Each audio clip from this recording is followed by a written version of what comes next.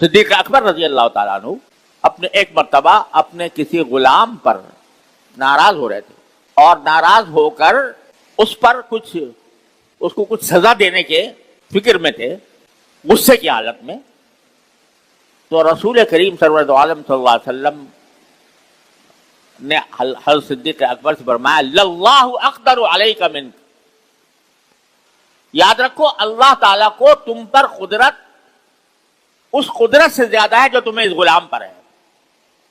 یہ غلام تو تمہارے ہاتھ میں ہے، تمہاری ملکیت ہے، تم چاہو تو اس کو مار سکتے ہو، تمہارے پاس یہ قدرت ہے، طاقت ہے، لیکن اللہ تبارک و تعالیٰ کے پاس جو قدرت ہے وہ تمہاری اس قدرت سے کہیں زیادہ ہے. لہذا یہ نہ بھولو کہ اگر میں کسی انسان پر ظلم کروں گا تو اللہ تبارک و تعالیٰ مجھے چھوڑ دے گا. اللہ تبارک و تعالیٰ کی قدرت تمہاری قدرت سے زیادہ ہے. تم سمجھ رہے ہو میں آقا ہوں، یہ غلام ہے، تو اس لیے تم اس کے اوپر غصہ کر رہے ہو، اس کو مارنے کی فکر میں ہو، لیکن اللہ تبارک و تعالیٰ تم پر زیادہ قدرت رکھتا ہے، اس کا خیال کر لو.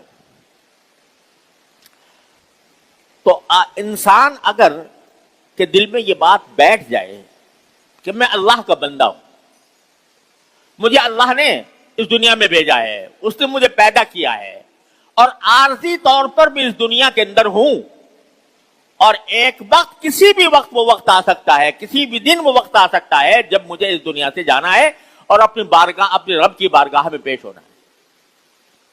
یہ احساس ہے اصل چیز، اور اسی احساس کا نام تقویٰ ہے کہ آدمی کے دل میں یہ احساس پیدا ہو جائے کہ میں اللہ کا بندہ ہوں، میری ہر نقل و حرکت اللہ تبارک و تعالیٰ کے ہاں ریکارڈ ہو رہی ہے اور مجھے اس کا جواب دینا ہے.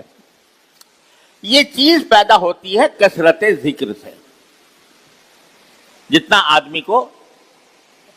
آدمی ذکر زیادہ کرے گا اتنا ہی اللہ تبارک و تعالیٰ کا قرب بھی حاصل ہوگا، اللہ تعالیٰ کے سامنے پیشی کا دھیان زیادہ رہے گا. حضرت فاروق اعظم رضی اللہ تعالیٰ عنہ عجیب انسان اللہ تعالیٰ نے پیدا فرمایا تھا سرکار دو عالم صلی اللہ علیہ وسلم کی صحبت اقدس سے. کیا کندن بنا کے نکالے تھے صحابہ کرام اپنی صحبت کے ذریعے. فاروق اعظم امیر المومنین بنے اور ان کے حکومت کا جو رقبہ تھا، جہاں تک ان کی حکومت تھی، وہ اس وقت کی تقریباً آدھی دنیا بنتی ہے. تقریباً آدھی دنیا پر حکمرانی تھی حضرت فاروق اعظم میں، آدھی سے کچھ کم سمجھ لو. لیکن سارا ایران، روم، یہ سب پتہ کر چکے تھے، سندھ، افغانستان کی حد تک پہنچے ہوئے تھے. تو بڑے ممالک کے حکمران تھے. لیکن کیسا حکمران کہ رات کو گشت کیا کرتا تھے مدینہ منورہ کی گلیوں میں. گشت کر کے دیکھا کرتے تھے کہ کون کیا کر رہا ہے، کوئی گڑبڑ تو نہیں ہو رہی. تو رات کو آخر شب میں تہجد کے وقت، بظاہر تہجد پڑھنے کے بعد گشت کر رہے تھے، تو ایک گھر کے پاس سے گزرے تو وہاں ماں بیٹی تھیں، ایک ماں ایک بیٹی، ان کے درمیان کچھ مکالمہ ہو رہا تھا. ماں بیٹی سے کہہ رہی تھی کہ بیٹی یہ دودھ جو بکری نے نکالا ہے اس میں پانی ملا دو تاکہ زیادہ ہو جائے اور ہم اس کو پھر فروخت کر کے پیسے کمائیں. تو بیٹی نے کہا کہ اماں جان، امیر المومنین نے ہم کا یہ حکم آیا ہے کہ کوئی دودھ میں پانی نہ ملائے، یہ حکم آیا ہے. تو ماں بولی کہ بیٹا امیر المومنین یہاں کہاں تمہیں دیکھ رہے ہیں کہ تم دودھ میں پانی ملا رہی ہو؟ امیر المومنین کہاں دیکھ رہے ہیں، تم ملا دو. بیٹی نے جواب دیا کہ امی جان، امیر المومنین تو نہیں دیکھ رہے لیکن اللہ تو دیکھ رہا ہے. اس کو کیا جواب دیں گے؟ یہ بات جواب دیا بیٹی نے ماں کو، اور امیر المومنین باہر کھڑے سن رہے ہیں کہ یہ بات چیت ہو رہی ہے. تو بعد میں امیر المومنین نے اگلے دن معلومات کی کہ یہ خاتون کون ہے اور یہ بیٹی کون ہے. معلومات کرنے کے بعد حضرت فاروق اعظم نے اس بیٹی سے اپنے بیٹے کا رشتہ بھیجا. یہ بیٹی ایسی ہے کہ سو رات کی تاریکی میں بھی اور تنہائی میں بھی اس کے دماغ سے اللہ کا خیال نہیں مٹتا، لہذا میں ایسی بیٹی کو اپنی بہو بنانا چاہتا ہوں. میرے اپنے بیٹے کا نکاح اس سے کر دیا. اور انہی فاروق اعظم کے بیٹے اور اس بیٹی کی نسل سے آگے چل کر حضرت عمر ابن عبدالعزیز رحمۃ اللہ علیہ پیدا ہوئے، جو عمر ثانی کہلاتے. تو غرض یہ کہ وہ لڑکی جو تھی وہ اس کے دل میں یہ بات تھی، اور پھر ماں بھی خاموش ہو گئی اس پر. تو یہ جب بات دل میں بیٹھ جاتی ہے کہ اللہ تو دیکھ رہا ہے، اگر کوئی اور دیکھ رہا ہے یہ نہیں، لیکن اللہ تو دیکھ رہا ہے، جب یہ بات دل میں بیٹھ جاتی ہے تو اس کے بعد انسان کو گناہ کی طرف قدم نہیں اٹھتے. اس کے ساری خرابی یہاں سے پیدا ہوتی ہے. ہمارا دل چاہا، ہمارے نفس کی خواہش پیدا ہوئی کسی گناہ کرنے کی، تو ہم فوراً اس کے اوپر لپک پڑے. یہ نہ سوچا کہ اگر اس لمحے میں یہ موت آ جائے، ہو سکتا ہے کہ نہیں، اسی لمحے جب ارادہ گناہ کا کر رہے ہیں، کسی جرم کا کر رہے ہیں، کسی ظلم کا کر رہے ہیں، اسی وقت موت آ جائے تو ہمارا انجام کیا ہوگا؟ تو یہ جو ہم لوگ غفلت میں مبتلا رہتے ہیں، اللہ تبارک و تعالیٰ کی بارگاہ میں پیش ہونے سے غفلت، یہ ہے سارے فساد کی جڑ، سارے گناہوں کی بنیاد، سارے جرائم کی وجہ یہ ہے. آج کل فلسفی لوگ بہت نظریات پیش کرتے ہیں طرح طرح کے کہ بھئی جرائم کس وجہ سے پیدا ہوتے ہیں.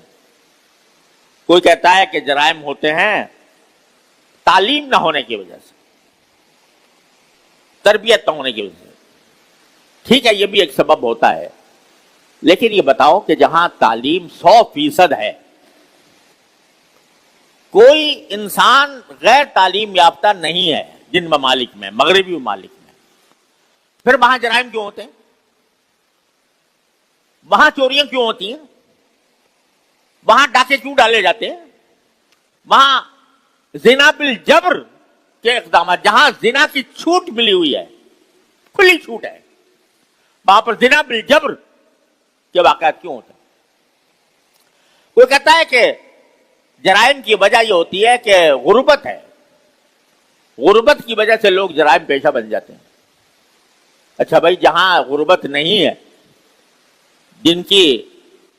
جہاں دولت کی ریل پیر ہے، کوئی بھی آدمی غریب نہیں ہے، ایسے ممالک بہت سے موجود ہیں، مگر وہاں دیکھو رشوت ستانی کا اور لوگوں کی حق تلفیوں کا جتنا انجام ہوتا ہے، جتنا بوجھ ہوتا ہے، وہ بسا اوقات غریب ملکوں میں اتنا نہیں ہوتا.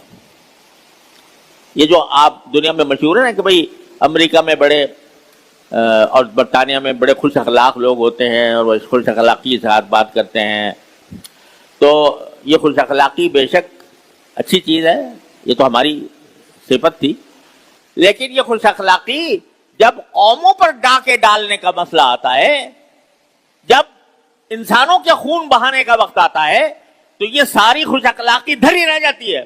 آج دیکھو غزہ میں کیا ہو رہا ہے. غزہ میں چھوٹے چھوٹے بچوں کو، نوزائیدہ بچوں کو، عورتوں کو نشانہ بنا کر قتل کیا جا رہا ہے. ہسپتالوں پر بمباری ہو رہی ہے. کس کی طرف سے ہو رہی ہے؟ اسرائیل کی طرف سے. اسرائیل نہیں، اسرائیل کے پیچھے جو بیٹھا ہے امریکہ، اس کی طرف. وہ امریکہ جو آزادی اظہار رائے کا ڈھنڈورا پیٹتا ہے، جو انسانوں کے حقوق کی بات کرتا ہے، اس کو گستاخی اور آزادی اظہار رائے صرف نبی کریم سرور دو عالم صلی اللہ علیہ وسلم کی شان میں گستاخی کے وقت نظر آتی ہے. اور اگر اس کے جو غلام بیٹھے ہوئے ہیں مختلف ملکوں میں، وہ انہوں نے اگر گلا گھونٹ رکھا ہے اور کوئی اگر فلسطین کی آزادی کا نعرہ لگائے، فلسطین کے حق میں آواز بلند کرے، اس کا گلا گھونٹ دیا جاتا ہے. وہ آزادی اظہار رائے کے خلاف نہیں ہے. تو یہ جرائم کیا دولت کی کیا کمی ہے امریکہ کے پاس؟ کیا کمی ہے اسرائیل کے پاس؟ لیکن وہ ظلم کر رہے ہیں. وہ کس لیے؟ کہ اللہ کے سامنے جواب دہی کا احساس نہیں. پتہ نہیں ہے کہ ہم جب مریں گے تو ہمیں ایک ایک انسان کے خون کا جواب دینا ہوگا. یہ ساری جو فلسفے ہیں یہ محض ظاہری اسباب کی نشاندہی کرتے ہیں، حقیقت کی نشاندہی نہیں کرتے. حقیقت یہ ہے کہ واحد چیز جو انسان کو جرم سے اور ظلم سے محفوظ رکھتی ہے وہ صرف اللہ کی یاد ہے، اللہ کا ذکر ہے.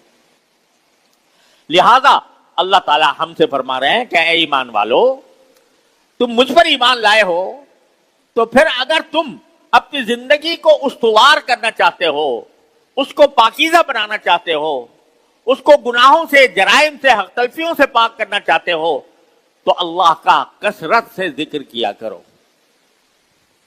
اور اس کی پاکی بیان کرو صبح شام.